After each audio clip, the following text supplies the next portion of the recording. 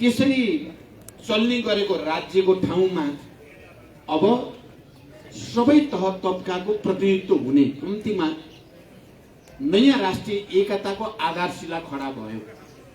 यो पूर्ण भयो भनेर हामीले कहिले पनि भनेका छैनौँ। यसलाई अझ विकसित गर्नु छ, यसलाई अझै परिमार्जित गर्नु छ, संविधानलाई अझै संशोधन गरेर सबै जात जाति भाषा भाषी क्षेत्र वर्ग समुदायलाई अझै एकताबद्ध गर्नु छ। तर इतिहासको सामन्ती युगको हिजोको अवस्था र आजको गणतन्त्रको युगको अवस्थामा नयाँ राष्ट्रिय एकता नयाँ संविधानले कायम गरेकै छ।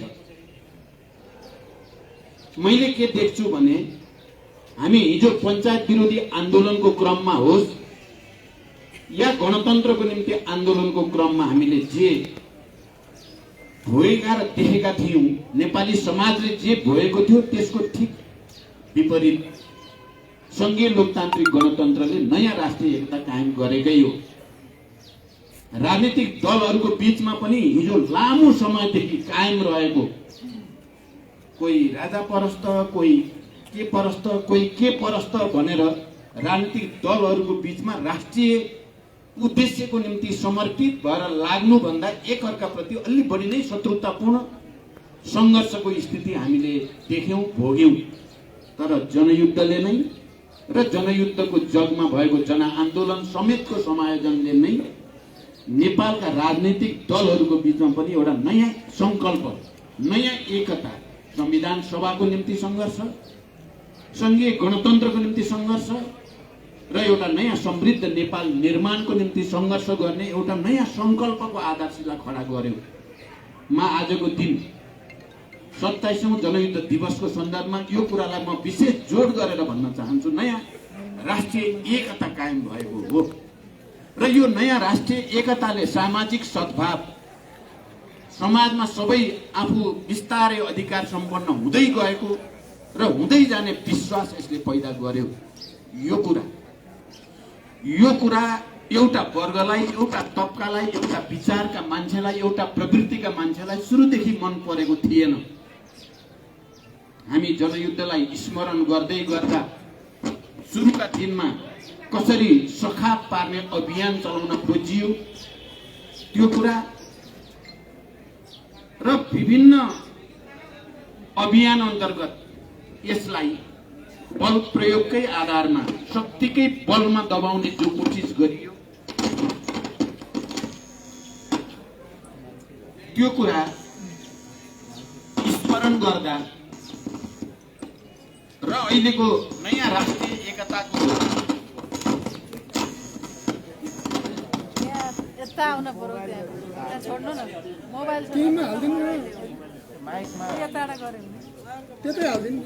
त्यो कुरा स्मरण गर्दा हामी सबै विशेष रूपले गम्भीर हुन जरुरी छ। आज एकचोटि फेरि जनयुद्ध र त्यसले ल्याएका परिवर्तनलाई केही गरी कमजोर पार्न सकिन्छ कि भन्ने प्रयासहरू फेरि नयाँ सिराबाट आउन खोजेका छन्। नेपालको लोकतान्त्रिक आन्दोलन र नेपालको राष्ट्रिय स्वाधीनताको आन्दोलनलाई, लोकतान्त्रिक आन्दोलन र राष्ट्रिय स्वाधीनताको आन्दोलनलाई कमजोर पार्ने र यो परिवर्तनको नेतृत्वको रूपमा नेकपा माओवादी केन्द्रलाई कमजोर पार्ने प्रयासहरू अहिले नयाँ ढङ्गले अगाडि आएका छन्। आज जनयुद्ध दिवस मनाउनुको हाम्रो तात्पर्य एकचोटि फेरि नयाँ संकल्प लिनुपर्ने, राष्ट्रिय स्वाधीनताको निम्ति र प्राप्त लोकतान्त्रिक अधिकारको रक्षाको निम्ति संविधान र त्यसमा राखिएका प्रावधानहरू, जनपक्षीय प्रावधानलाई अझ परिमार्जन गर्ने संकल्प सहित हामीले अगाडि जानु छ। आजको दिनले हामी सबैलाई, देशभरि रहेका, देश बाहिर रहेका तमाम क्रान्तिकारीहरूलाई एउटा नयाँ ऊर्जा प्राप्त गर्ने, नयाँ संकल्प लिने, नयाँ कमिटमेन्टको निम्ति आजको दिन ऐतिहासिक दिन बनेको छ। र म हिजो जनयुद्धको प्रारम्भिक तयारीको योजना बनाउँदै गर्दाका दिनहरू स्मरण गर्दै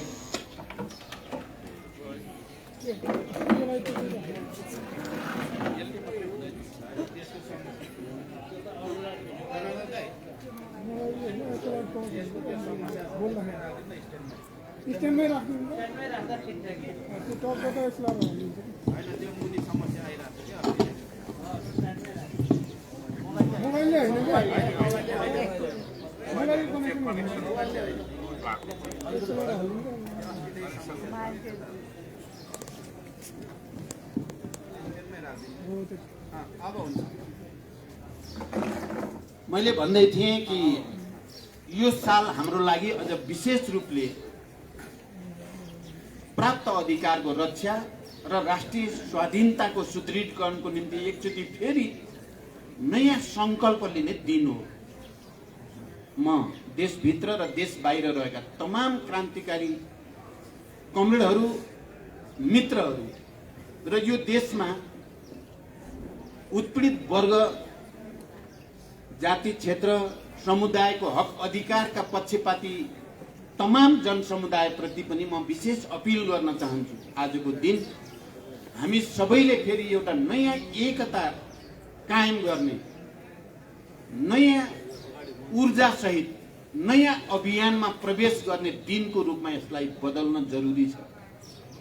तपाईं हामी हेर्यो भने हामी पटक पटक प्रतिक्रियावादी, प्रतिक्रान्तिकारी, अवसरवादीहरूले जनयुद्धका उपलब्धिहरूलाई कमजोर पार्ने या उल्ट्याउने षड्यन्त्रका विरुद्ध हामी सङ्घर्ष कुनै न कुनै रूपमा गर्दै आएका छौँ। र गत सालदेखि अहिले हामी सबैले प्रत्यक्ष रूपले भोग्यौं।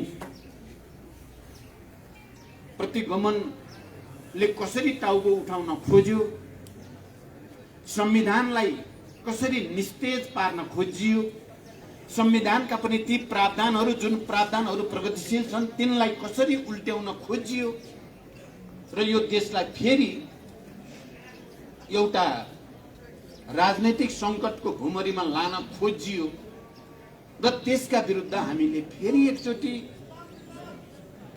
दृढ संकल्प सहित संघर्षको मैदानमा जान पर्यो। हामीले सबै चिज छोड्यौं, जरुरी पर्छ भने जस्तो सुकै त्याग र बलिदान गर्न पनि हामी तयार छौं भनेर हामी सडकमा गयौं।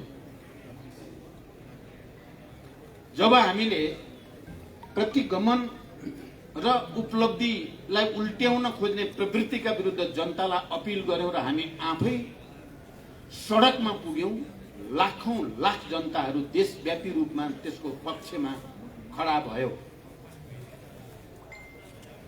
र निकै ठूलो डिजाइन अन्तर्गत अगाडि बढाइएको प्रतिगामी कदम असफल भयो। एकचोटि फेरि नेपाली जनता, एकचोटि फेरि क्रान्तिकारी नेतृत्व सफल भयो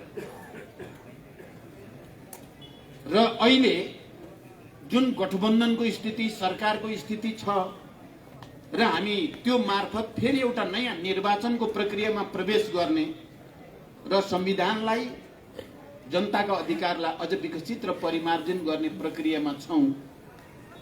हामी त्यहाँसम्म आइ त पुगेका छौं, तर क्रान्ति र प्रतिक्रान्तिको लडाईँमा अन्तिममा कसले जित्छ यो प्रक्रिया भित्र भन्ने कुराको अन्तिम टुङ्गो अझै लागेको छैन। पराजित प्रतिगमनकारी प्रवृत्ति चुप लागेर बसेको छैन, उसले अझै पनि प्रतिगमन गराउने नै कसरत चलाइराखेको छ र त्यसलाई मलजल गर्ने देशभित्र र बाहिर विभिन्न खालका प्रतिक्रियावादी शक्तिहरू सक्रिय नै छन्। अहिले कुनै तरिकाले प्रतिगमन विरोधी आन्दोलनका कारण त्यो प्रक्रियाबाट पैदा भएको यो गठबन्धनलाई टुटाउनको निम्ति, यो सरकारलाई गिराउनको निम्ति, निर्वाचन प्रक्रियालाई बिथोल्नको निम्ति अनेक खालका प्रपञ्चहरू छन्। भइरहेका छन् तपाईँ हामीले देखिरहेका छौँ। हामीले गठबन्धन बनाउँदा केही सैद्धान्तिक र केही राजनीतिक मान्यताहरूलाई अगाडि सारेका थियौँ र तिनै मान्यताका आधारमा गठबन्धन बनाएका हौँ। तपाईँ हामी सबैलाई थाहा छ, संविधानको रक्षा, लोकतान्त्रिक गणतन्त्रको रक्षा र राष्ट्रियताको रक्षामा हामी एकमत भएर त्यसैलाई लिपिबद्ध गरेर त्यसैको आधारमा आन्दोलित हुँदै हाम्रो गठबन्धन बनेको हो र यो सरकार पनि गठन भएको हो। हामीले कुनै देश विशेषसँग गरेका सहमति, सम्झौता या परियोजना या आर्थिक सहयोग लेनदेन त्यसको आधारमा गठबन्धन बनाएको होइन र यो गठबन्धन सुदृढ हुँदै जाने या कमजोर बन्ने भन्ने कुरा हामीले यो गठबन्धन निर्माण गर्दा जुन सैद्धान्तिक र राजनीतिक मान्यतामा खडा थियौँ, हामी त्यही मान्यतामा खडा भएर यो गठबन्धनलाई अगाडि बढाउनु पर्दछ र नेपालको संविधान, नेपालको गणतन्त्र, लोकतान्त्रिक गणतन्त्र र राष्ट्रियताको रक्षा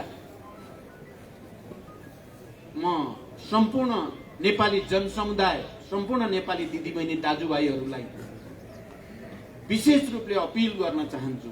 हामी सबैले यो कुरालाई विचार गरौँ। संविधानको रक्षा, लोकतन्त्रको रक्षा र राष्ट्रियताको रक्षाको निम्ति गठबन्धन गरिएको हो। कुनै एउटा खास परियोजना गर्ने या नगर्ने भन्ने आधारमा यो गठबन्धन गरिएको होइन।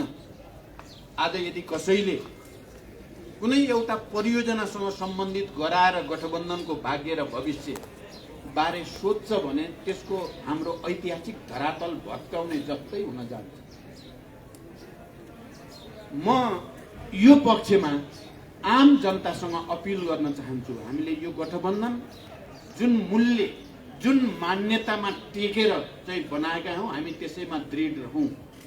आम जनताले हामीलाई जे उद्देश्यको निम्ति साथ दिएको हो, मलाई विश्वास छ जनता अहिले पनि त्यही विश्वासमा, त्यही भरोसामा छन्। त्यसकारण जनताको यो भावना, जनताको यो समर्थन, भरोसालाई हामी कसैले पनि मिनिमाइज गर्न हुँदैन। हामी सबैले त्यसलाई उच्च सम्मान गर्नुपर्दछ र त्यसको जनताको त्यो मर्म र भावना अन्तर्गत नै अरू सबै परिघटनाहरू हुन्छन्, राख्नुपर्छ भनेर म विशेष रूपले भन्न चाहन्छु। म जाँदा जाँदै अब धेरै लामो व्याख्या गर्न सम्भव पनि छैन, समय पनि छैन।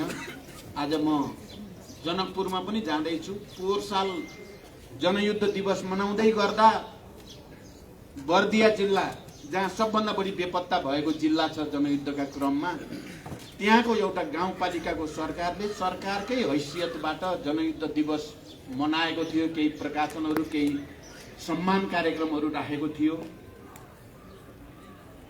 सम्मानहरू राखेको थियो। अहिले यो पटक त्यसमा एउटा नयाँ फड्को भन्नुपर्छ। मधेसमा त्यहाँको सरकारकै तर्फबाट जनयुद्ध दिवस मनाउने भनेर निर्णय भएको छ र मलाई प्रमुख अतिथिको रूपमा निम्ता गरिएको छ। म के चाहन्छु भने अब सबै प्रदेश सरकार र केन्द्र सरकारले पनि जनयुद्ध दिवस मनाउन म अपिल गर्न चाहन्छु। हामी आज जुन गणतन्त्रको कुरा गरेका छौँ, हामी गणतन्त्रको अभ्यास गरेका छौँ, त्यसको प्रमुख आधार, किनकि मधेस सरकारले त्यसो भन्दै गर्दा यो परिवर्तनको मुख्य कारक जनयुद्ध भएको हुनाले हामीले जनयुद्ध दिवस मनाउने निर्णय गर्यौं भनेको छ।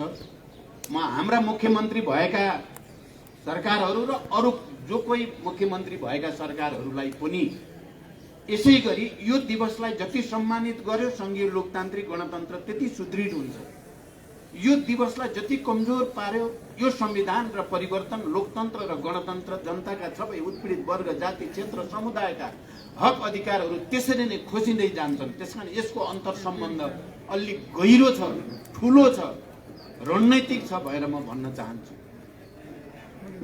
र छिटै केन्द्रबाट पनि त्यो होस् हुनेछ भनेर पनि म विश्वास व्यक्त गर्न चाहन्छु। सुरुदेखि म अब अन्तिममा एउटा पक्षतिर सबैको ध्यान आकर्षित गरेर मेरो भनाइ टुङ्ग्याउन चाहन्छु। सुरुदेखि जति बेला हामीले जनयुद्धको ऐतिहासिक पहल गर्यौं त्यो दिनदेखि नै यो पार्टीलाई, यो आन्दोलनलाई, यो नेतृत्वलाई, यो विचारलाई कमजोर पार्ने अनेक षड्यन्त्रहरू भए हामीले सामना गर्यौं र त्यसको पराकाष्ठाका रूपमा ठुलठुला नरसंहारहरू, गाउँ गाउँमा बलात्कार, हत्या, हिंसाका विभीषिकाहरू हामीले नजिकबाट हेर्यौं, देख्यौं, भोग्यौं र नेतृत्वलाई सम्पूर्ण रूपले सखाप पार्ने भनेर टाउको काट्ने, झोलामा ल्याउने कुराहरू पनि हामीले देख्यौं, सुन्यौं, भोग्यौं। तर आम नेपाली जनताको साथ समर्थनले गर्दा, जनताको एउटा प्रतिबद्धता आन्दोलनप्रति, क्रान्तिप्रति, त्याग र बलिदानप्रति प्रतिबद्धताले गर्दा हामी एउटा ठुलो राजनीतिक परिवर्तनको कारक सहित हामी यहाँ छौं, यहाँ आइपुग्यौं। कसैले रोक्न सकेन। हामीलाई कसैले दया माया गरेर चाहिँ संघीय गणतन्त्रमा ल्याएको होइन। हामीले त्याग र बलिदानका अनगिन्ती कीर्तिमानहरू कायम गरेर हजारौं हजार शहीदहरूको, बेपत्ता योद्धाहरूको बलिदान र तमाम क्रान्तिकारी कम्युनिस्टहरूको एकताबद्ध पहलको कारणले हामी आज यहाँ छौं। अहिले पनि त्यो संघर्ष चाहिँ भिन्न रूपमा जारी नै छ। अहिले पनि यो परिवर्तन र उपलब्धि उल्ट्याउनको लागि नेतृत्वलाई के गरी बदनाम गर्न सकिन्छ, के गरी कमजोर पार्न सकिन्छ भन्ने मैले हेर्दा जनयुद्धको ऐतिहासिक पहलका दिन जस्तो थियो। आज शान्ति सम्झौता भयो, यत्रो संविधान सभा भयो, संघीय गणतन्त्र भयो, यति धेरै चिजहरू भए फेरि पनि एउटा वर्ग, एउटा शक्ति, एउटा प्रवृत्ति त्यही अभियानमा छ। कसरी यो माओवादी आन्दोलन र यसको मुख्य नेतृत्वलाई अझ कमजोर पार्न सकिन्छ, बदनाम गर्न सकिन्छ, भएका नभएका उल्टा झुटा अतिरञ्जित एउटा मनसायले गरेको कामलाई अर्को ढंगले व्याख्या गर्ने, यस्ता तमाम कुराहरू छन्। तमाम कुराहरू हिजो मात्रै प्रधानमन्त्रीजी, म र माधव नेपालजी बसेका थियौं र छलफल गरेका थियौं सदनको बारेमा। मिडियामा आयो, सभामुखलाई प्रचण्डले भनेर 10 दिन सारियो सदन। प्रधानमन्त्रीले नचाहँदै फेरि त्यही 6 दिन सारियो। प्रधानमन्त्रीले नचाहँदै प्रचण्डको आदेशमा अग्निशाप कोटा चाहिँ सभामुख होइन, आदि इत्यादि। मैले एउटा सानो उदाहरणको रूपमा मात्रै यो भन्न खोजेको हो। हामी हिजो छलफल गर्यौं, यो के विचित्र हो। यो प्रधानमन्त्री आफैले कोभिडको यो स्थितिमा 10 दिन सार्नुपर्छ भनेर प्रस्ताव राख्नुभयो, मैले ठिकै हो भने। अनि सञ्चार मन्त्रीले सभामुखलाई फोन गरेर हाम्रै अगाडिबाट 10 दिन सार्न पर्यो सभामुखजी भनेर सञ्चार मन्त्रीले भन्नुभयो। तर मिडियामा चाहिँ प्रचण्डलाई के गरी बदनाम गर्न सकिन्छ यो प्रक्रियामा र जनतालाई के गरी भ्रमित पार्न सकिन्छ भन्ने षड्यन्त्रको अङ्गको रूपमा प्रचार गरियो। हिजो प्रधानमन्त्रीजीले भन्नुभयो, भनिदिनुहोस् जनतालाई यो झुटो कुरा हो, प्रधानमन्त्रीले नै गरेको भनिदिनुहोस् भनेर भन्नुभयो। म आज त्यो भन्न पनि चाहे। मैले यो त सानो उदाहरण भनेको। यस्ता थुप्रै कुराहरू छन्, ठुल्ठुला कुरा पनि छन्। तर मलाई के विश्वास छ भने हामी माओवादीहरू दृढताका साथ र एकताबद्ध रूपले अगाडि जाँदा र नेपाली जनतासँग हाम्रो सम्बन्धलाई हामीले अझ सुमधुर, अझ चाहिँ दह्रो बनाउँदै जाँदा, जसरी हिजो हामीलाई सखाप पार्न चाहँदै पनि हामी एउटा ठुलो राजनीतिक परिवर्तनको कारक सहित हामी यहाँ उपस्थित भयौं। अहिले हामीलाई बदनाम गर्ने, कमजोर पार्ने, विभाजित गर्ने तमाम षड्यन्त्रलाई पनि हामी परास्त गरेर अझ विजयी भएर हामी समाजवादको यात्रामा अगाडि बढ्न सक्छौं भन्ने मेरो विश्वास अहिले पनि त्यत्तिकै कायम छ जति जनयुद्धको सुरुवात गर्ने बेलामा थियो। म यो कुरा आम नेपाली श्रमजीवी जनता, देशभित्र र बाहिरका तमाम दिदीबहिनी दाजुभाइहरूलाई म दृढताको साथ भन्न चाहन्छु। र अहिले पनि जो प्रतिगमन प्रतिक्रान्तिका षड्यन्त्र छन् त्यसलाई परास्त गर्नको निम्ति म सबै माओवादीहरू आफ्नो पहिचान हिजो जनयुद्धमा र त्यसका त्याग र बलिदानका कीर्तिमानद्वारा, त्यसमा भएका विचारको विकास र संश्लेषणका नयाँ नयाँ कीर्तिमानद्वारा गौरवान्वित भएका हामी सबै माओवादी घटकहरू अहिले विभिन्न रूपले विभाजित पनि छौं, कतिपय हामी एकताबद्ध पनि हुँदैछौं। विभाजन र एकताको एउटा नयाँ अनुभव पनि हाम्रो आन्दोलनले हासिल गरेको छ। म आजको दिन ती तमाम क्रान्तिकारी साथीहरूलाई प्रतिगमनका विरुद्ध, कम्तीमा पनि प्रतिक्रान्तिको षड्यन्त्रका विरुद्ध, माओवादी आन्दोलनलाई बदनाम गर्ने षड्यन्त्रका विरुद्ध फेरि एकचोटि एकताबद्ध हुन म विशेष रूपले अपिल गर्न चाहन्छु। हामीले सबैले आत्मसमीक्षा गरौं, कसले कहाँ के कति कमजोरी गरियो, खुला हृदयले आत्मसमीक्षा गर्न तयार हौं। र हामी सबै क्रान्तिकारी कम्युनिस्टहरू, माओवादी भन्दा बाहिर भएका पनि क्रान्ति आन्दोलन परिवर्तन प्रति इमानदार कम्युनिस्टहरू सबै एकताबद्ध हुन जरुरी छ। त्यसरी मात्रै हामीले राष्ट्रको, राष्ट्रिय स्वाधीनताको रक्षा र सुदृढीकरण, लोकतन्त्रको रक्षा र सुदृढीकरण र समाजवादको यात्रातिर अगाडि बढ्न सकिन्छ। म यो अपिल पनि आजको दिन विशेष रूपले गर्न चाहन्छु। मैले अघि नै भने समयको अलिकति दबाव छ र यो आजको यो दिन एउटा सरकारले जनयुद्ध दिवस मनाउने निर्णय गरेको अर्थमा पनि महत्त्वपूर्ण छ। म मधेसको सरकारलाई यहाँबाट पनि विशेष रूपले धन्यवाद भन्न चाहन्छु, यो वातावरण बनाउने साथीहरूलाई पनि र आम मधेसी जनसमुदायलाई पनि, किनकि उहाँहरूका प्रतिनिधिहरूले चाहिँ यो साहसिक निर्णय उहाँहरूले गर्नुभएको छ। यसको पछि सबैले यसलाई पछ्याउने छन् भनेर म विश्वास पनि व्यक्त गर्न चाहन्छु। र आजकै दिन हाम्रो महान जनयुद्धको क्रममा महत्त्वपूर्ण भूमिकामा रहनु भएका र निकै अप्ठ्यारो दिनहरूमा पनि पार्टीलाई, आन्दोलनलाई र नेतृत्वको रक्षाको निम्ति धेरै महत्त्वपूर्ण भूमिका खेल्नु भएका हामी सबैले चिनेका छौं। कमरेड दीर्घराज श्रेष्ठ, सिन्धुली जिल्लाका,